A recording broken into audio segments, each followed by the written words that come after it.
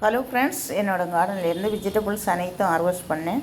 அதில் எனக்கு ஒரு ரேடிஷ் இருந்தது. அந்த ஒரு ரேடிஷையும் வைத்து நான் ரேடிஷ் சட்னி செஞ்சுருக்கேன். சூப்பராக இருக்கும், ரொம்ப டேஸ்ட்டாக இருக்கும். இது இட்லி, தோசை, சப்பாத்தி அனைத்திற்கும் சைடிஷ்ஷாக யூஸ் பண்ணிக்கலாம். ரொம்ப டேஸ்ட்டாக இருக்கும். இந்த ரேடிஷை கழுகி அதன் தோல் எடுத்துட்டு துருவி எடுத்து வைக்கலாம். ஒரு ரேடிஷ் ஆனதுனால சாம்பார் வைக்க முடியாது. இதில் சட்னி செய்யும்போது ரொம்ப டேஸ்ட்டாக இருக்கும். ரேடிஷ் சட்னி. இந்த கீரையை நான் பொரியல் பண்ணுறேன். பசலைக்கீரை கொஞ்சம் எடுத்துருக்கேன், அது கூட போட்டு பொரியல் பண்ணலாம். எதுவும் வேஸ்ட் பண்ண வேண்டாம். இதை தோலை எடுத்துகிட்டு துருவி வச்சுக்கலாம்.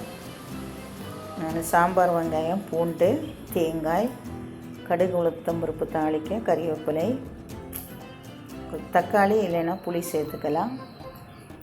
அனைத்தையும் வாணலியில் போட்டு வறுத்து வதக்கி எடுத்து மிக்சியில் அரைத்து தாளித்து எடுக்கும்போது சுவையான ரொம்ப டேஸ்டான ஆர்கானிக் சட்னி நமக்கு கிடைக்கும். ரொம்ப டேஸ்ட்டாக இருக்கும். நம்ம கார்டன்லேருந்து எடுக்கப்பட்ட ரேடிஷ். நீங்கள் செஞ்சு பார்த்து எனக்கு உங்கள் கமெண்ட்ஸை சொல்லுங்கள்.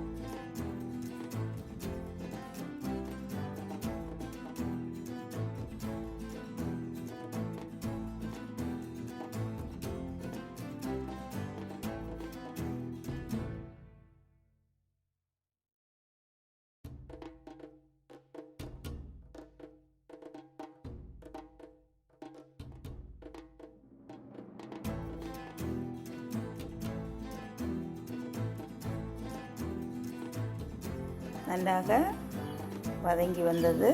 இதை ஸ்டவ் ஆஃப் பண்ணி மிக்ஸி ஜாருக்கு மாற்றி நம்ம அரைத்து எடுத்துக்கலாம்.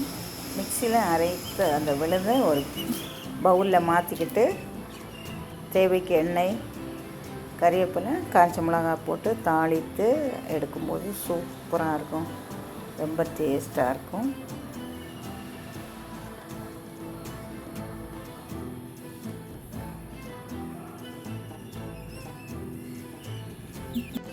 பாருங்கள், ரொம்ப டேஸ்ட்டாக இருக்கும். இந்த சட்னி பார்ப்பதற்கும் ரொம்ப அழகாக இருக்குது. ரொம்ப டேஸ்ட்டாக இருக்கும். இன்றைக்கி மார்னிங் தோசை செஞ்சு தோசை எக்கு ஆம்லேட் போட்டு இந்த சட்னியும் வைத்து நாங்கள் சாப்பிட்றோம். ரொம்ப ஹெல்த்தியான டேஸ்டான ஒரு ஆரோக்கியமான பிரேக்ஃபாஸ்ட் நாங்கள் இன்றைக்கி சாப்பிட போகிறோம். இந்த வீடியோ பற்றிய கமெண்ட் சொல்லுங்கள். நீங்களும் இதே மாதிரி ரேடிஷ் சட்னி செஞ்சு பாருங்கள். செஞ்சு பார்த்துட்டு எனக்கு கமெண்ட் சொல்லுங்கள். தேங்க்யூ. God bless you.